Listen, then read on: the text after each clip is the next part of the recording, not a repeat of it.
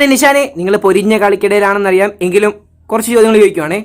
ഈ 2025 ലോകമാന്യ തിലക് പുരസ്കാരം ലഭിച്ചത് ആർക്കാണെന്നറിയോ?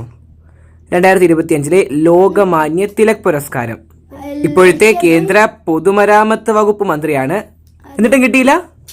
നിതിൻ ഗഡ്കരി. ഓക്കെ, ഓർക്ക, നിതിൻ ഗഡ്കരിക്കാണ് 2025 ലോകമാന്യ തിലക് പുരസ്കാരം ലഭിച്ചത്. ഓക്കെ, അതുപോലെ ഇത്തവണ 2025 യുനെസ്കോയുടെ ലോക പൈതൃക പട്ടികയിൽ ഇടം നേടിയ ഇന്ത്യയിൽ നിന്നുമുള്ള ഒരു സ്ഥലമുണ്ട്, ഒരു പ്രദേശം. അതിന്റെ പേരെന്താണെന്നറിയാമോ?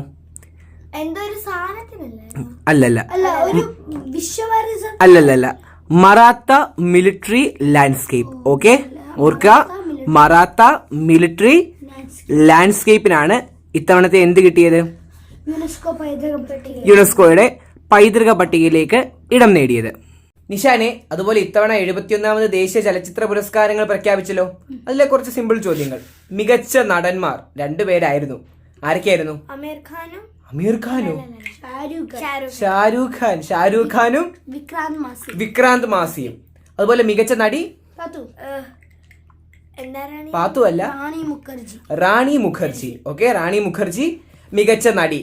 അതുപോലെ മികച്ച സഹനടനുള്ള അവാർഡ് ഒരു മലയാളിക്കായിരുന്നു. ആരാ പാത്തു? വിജയരാഘവൻ. പൂക്കാലം എന്ന സിനിമയ്ക്ക്. സഹനടിയും ഒരു മലയാളിയായിരുന്നു, ഉർവശി. ഉള്ളൊഴുക്ക് എന്ന സിനിമയ്ക്ക് വേണ്ടി. മികച്ച മലയാള ചിത്രം ക്രിസ്റ്റോ ടോമി സംവിധാനം ചെയ്ത ഉള്ളൊഴുക്ക്.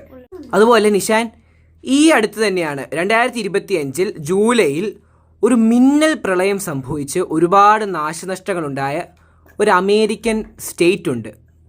ഏതാ അത്? Yes, Texas. കറക്റ്റാണ്. അവിടെ ഈ ജൂലൈയിലാട്ടോ മിന്നൽ പ്രളയമൊക്കെ സംഭവിച്ച് വന്ന് ഒരുപാട് നാശനഷ്ടങ്ങളും മരണങ്ങളും ഒക്കെ സംഭവിച്ചു. ഏറ്റവും അവസാനത്തെ ചോദ്യം.